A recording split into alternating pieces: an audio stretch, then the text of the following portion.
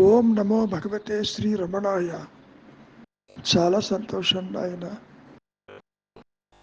మహర్షుల వారిని ఎందరెందరో దర్శించటానికి వచ్చినప్పుడు వాళ్ళ అనుభూతుల్ని మహర్షుల వారితో పంచుకోవటానికి ఎంతో ప్రయత్నం చేస్తారు.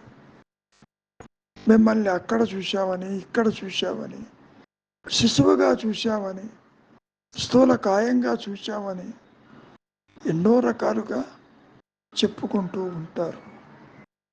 వాటన్నిటినీ కూడా మహర్షులు వారు త్రోసిపుచ్చుతూ ఇన్ని మానసిక ధోరణిలే తప్ప అసలు దృశ్యాలు ఎక్కడున్నాయి? అట్టి దృశ్యాలు కనపడటం శుభమా అశుభమా అని కూడా అడుగుతున్నావు. అంతా శుభస్ప్రదాలే. నీవు నన్ను చూడాలనుకుని శిశువుని తలపోస్తున్నావు. అందుకని నీ దృశ్యంలో శిశువు కనపడటానికి కారణమై కూర్చుంది. కానీ శివుని అతని శిశువదనాన్ని అంటూ మళ్ళీ ప్రశ్నించటం మొదలుపెట్టింది. అది కారణం. నీవు ఏ విధంగా అనుకుంటే ఆ విధంగా నీకు గోచరమవుతుంది. నీ సంకల్పమే నీవు చూడగలుగుతావు. ఇతరులు ఎంత ఆలోచించినా ఆ సంకల్పాలు నువ్వు చూడలేవు. కానీ ఇక్కడ శివుడు లయకారుడు కాదా అని అడుగుతున్నావు. అవును, అన్ని దుఃఖాలకి, అన్ని బంధాలకి మరి లయకారుడే కదా. బంధాలని తొలగిస్తాడు, దుఃఖ నివృత్తి చేస్తాడు. శివుడు అంటేనే మంగళప్రదం. శివుడు నీవు అనుకున్నట్టు వ్యక్తి కాదు, రూపము కాదు. శివుడు జ్ఞాన స్వరూపుడు. ఆ జ్ఞానమే అజ్ఞాన అంధకారాలని తొలగిస్తుంది. ఇది జ్ఞాన వెలుగు. వెలుగు అంటే మళ్ళీ నీవు సూర్యకాంతో చంద్రకాంతో ఇంకేదో దీపాలు వెలుగు అనుకుంటావేమో. ఇది జ్ఞానమైన వెలుగు. జ్ఞాన జ్యోతి అంటే అది ఎరుకతో కూడుకొని ఉంటుందని నీవు అర్థం చేసుకో.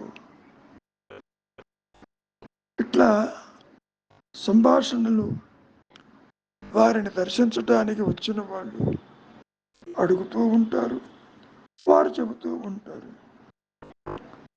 ఈ సందర్భంలోనే మహర్షులు వారు ఈ దృశ్యాల గురించి, నేను ఊహించిన విషయాల గురించి ఇంకా లోతుగా చెప్పటం మొదలుపెట్టారు.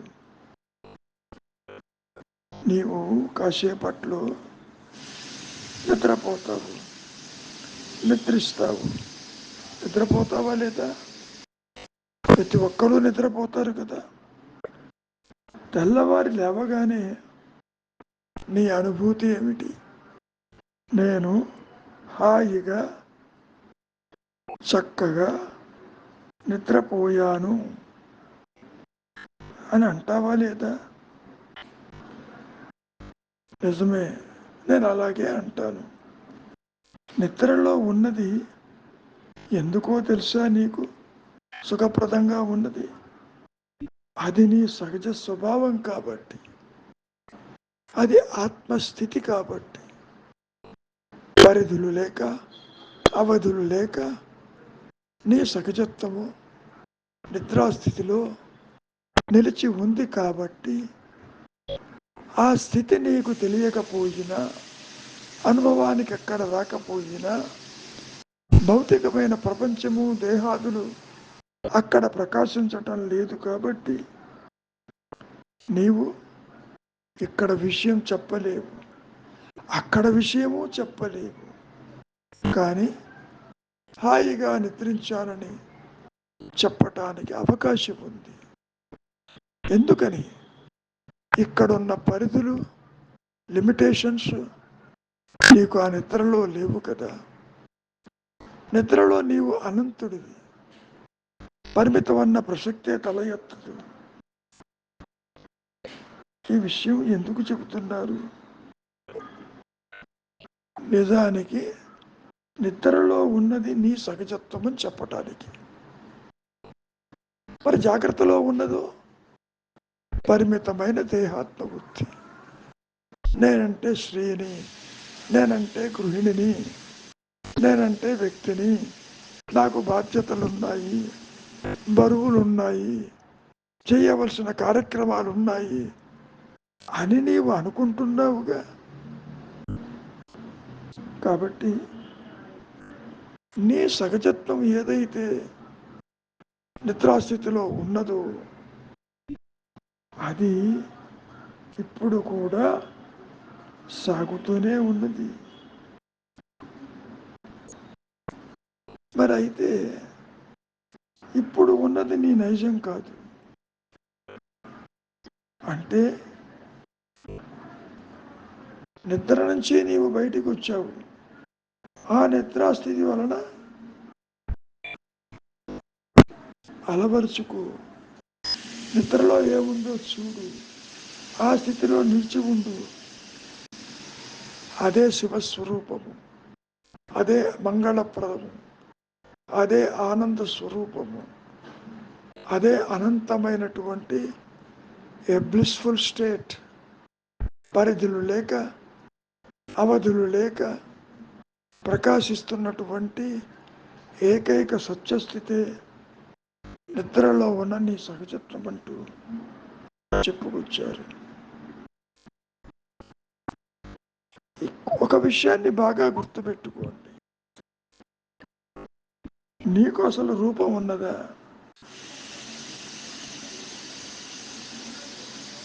నీకు రూపం ఉంటే శివుడి కూడా రూపాన్ని చూస్తున్నావు. ముందు నువ్వు దేహమేమో చూడు, దేహం లేకపోయినా నువ్వు ఉన్నావుగా. కనుక శివుడి యొక్క రూపాన్ని, ఆకారాన్ని నువ్వు తలుచుకోవద్దు. ముందుగా ఆ విషయం యోచించు. నిద్రలో నీవు ఉన్నావా లేవా యోచించు. అప్పుడే రూపమైన పొరపాటునైనా నీ స్పృహలో ఉన్నదా లేదా ఒక్కసారి నీవు ప్రయత్నం చేసి నిద్రాస్థితిని ఊహించి చూద్దాం. మరి అక్కడ లేదు కదా. నిజానికి నిద్రావస్థలో నీ రూపులోనే నీవు ఉన్నావు. అంటే నిరాకారమైన, నిశ్చలమైన అనంతత్వ ఎరుకగా నీవు ఉన్నావు. కానీ నీవు దానిని గుర్తించే స్థితిలో లేవు. ఆ నిద్రలోని నేను బాగా గుర్తుపెట్టుకోండి, ఇప్పుడు కూడా ఉన్నది సుమా. ఇక్కడ మాయమవటం అంటూ ఉండదు. ఏ నేనైతే అక్కడుందో ఆ నేను ఇక్కడ ఉంది. కనుక నీ నిద్ర అనుభవాన్ని, అంటే నిద్రలో నీవు దేహం కావు కదా, ఇప్పుడు కూడా నీవంతేను. ఇది బాగా గుర్తుపెట్టుకోండి. దేహము లేక నీవు ఉన్నావా లేవా? ఉన్నావు. ఏ విధంగా ఉన్నావు? నిద్రలో ఏ విధంగా అయితే నీ సహజత్వము ప్రకాశిస్తూ ఉన్నదో ఆ విధంగా ఇప్పుడు కూడా ఉండు. అంటే దేహం కాకుండానే, దేహస్మరణ లేకుండా కూడా ఉన్నావు కదా. దీని అర్థం ఏమిటి? దేహం లేనందున, దేహస్ఫురణ లేనందున, సంసార స్ఫురణ లేనందున జగద్భావన లేకపోయేసరికి నీవు నిద్రలో సుఖంగా ఉన్నావు కదా. అటువంటి నీవు ఇప్పుడు ఉన్నది కూడా అదే ఉన్నది. ఏదీ నీకు కొత్తగా రాదు. ఏ మార్పు లేకుండా సుస్థిరంగా నిలిచి ఉండేది నీ యథార్థ స్వరూపము. నిరాకార, నిశ్చల, అనంతత్వ, జ్ఞానమయ స్థితే నీ స్వరూపము. నువ్వు ఎన్నటికీ దేహము కాజాలవు. నిద్రలో నీ దేహం ఏమన్నా కనపడిందే? దేహం లేకపోయినా నువ్వు ఉన్నావు కదా. కానీ సుఖానుభవం ఉన్నది, అవునా కదా? ఆ సుఖ అనుభవం, ఆ ఆత్మ అనుభవం, ఆ ఆత్మస్థితి ఇప్పుడు కూడా నిలిచే ఉన్నది సుమా. అది వచ్చిపోయేది కాదు, కనపడిపోయేది కాదు. అసలు ఈ అవస్థలకి సంబంధము లేదు. నీ సహజత్వమే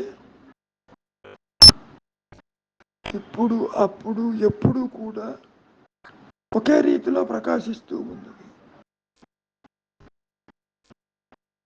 ఆత్మకు దేహం లేదని గుర్తించు, దేహంతో సంబంధం లేదని గుర్తించు. ఈ జాగ్రత్త అవస్థలో ఏమంటున్నావు? ఈ దేహం నాదంటున్నావు. నాదనేవాడు ఉన్నాడేమో చూడు, వాడు లేడు, ఉన్నది ఆత్మేను. ఈ విధంగా నీకే శరీరం లేనప్పుడు, ఇది బాగా గమనించండి, నీవే శరీరం కానప్పుడు, నీకు శరీరం లేనప్పుడు ఉన్న ఏకైక సత్యస్థితి ఏదైతే ఉన్నదో, మరి శివుడికి శరీరం ఎక్కడ?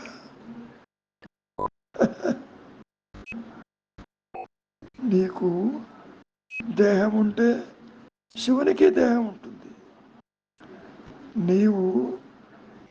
నీకు దేహం లేకపోతే అతడికే ఉండదు. చాలా తేలికే కదా. నువ్వు దేహం అనుకుంటున్నావు కాబట్టి ఆ భగవంతుడిని కూడా దేహంతో చూడాలని కోరుకుంటావు.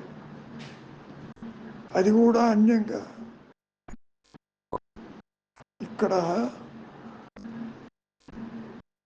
భగవంతుణ్ణి చూడాలంటున్నావు. చూడటానికి నీవు మిగులుంటే కదా అన్నాడు రమణ మహర్షులు గారు. కారణం, అహంకారంతో దర్శించటం కుదరదు అని చెప్పటం. కాబట్టి నీకు దేహం ఉంటే శివునికి కూడా దేహం ఉంటుంది. నీవు లేకుంటే అతడు ఉండడు. మరి అయినా నువ్వు ప్రశ్నిస్తున్నావు, ఆయన శివుడు ఎట్లా అవుతాడని. ఇందాటి మాటలే మళ్ళీ చెప్తున్నారు మహర్షులు గారు. శివుడంటే ఏమనుకుంటున్నావు? ఆనంద స్వరూపుడు అన్నమాట, శుభ స్వరూపుడు అన్నమాట అని అర్థం. అంతేగాని శివుడు ఆకారమని, ఆ ఆకారాన్ని నేను చూచానని అనుకోవటం పొరపాటు. నీ స్వభావమే, నీ సహజత్వమే శివస్వరూపము. నిరాకారమై, నిశ్చలమై, అనంతమై, ఏకమై, అద్వితీయమై అది ప్రకాశిస్తూ ఉన్నది. కాబట్టి నీవు చెయ్యవలసింది అంతర్ముఖంగా, నీవు చెయ్యవలసింది చింతావిహీనంగా, నీవు చెయ్యవలసింది, నీవు దేహమేమో చూడు, విచారించు. ఇందాక నుంచి మహర్షుల వారు చెబుతున్నారుగా, దేహం లేక నీ ఉన్నావా లేదా నిద్రావస్థలో? దేహము ఉపాధి, కర్మలు చేయటానికి తప్ప. నీవు దేహం కూడా నాదంటున్నావు. నాది అంటే నువ్వు మరి దానికి విడిగా ఉన్నట్టే కదా, అంటకుండా ఉన్నట్టే కదా. ఈ ఇల్లు నాది, భార్యాబిడ్డలు నా వాళ్ళు, ఈ కారు నాది అన్నప్పుడు నీవు విడిగా ఉంటున్నావుగా. మరి ఆ విడిగా ఉన్నదే నీ ఆత్మస్వరూపము, నీ సహజత్వం. ఈ మాటలన్నీ విన్న తరువాత ఆ స్విట్జర్లాండ్ లేడీ ధన్యవాదాలు చెప్పి వెళ్ళిపోయింది. ఇక్కడ సత్యాన్ని నీవు గ్రహించటం కాదు, సత్యస్థితిలో ఈ పరిమితమైన అహంకారము, ఈ సృష్టి పూర్తిగా అదృశ్యమైపోతుంది. మంచిది. భవనమే నీ సహజత్వం.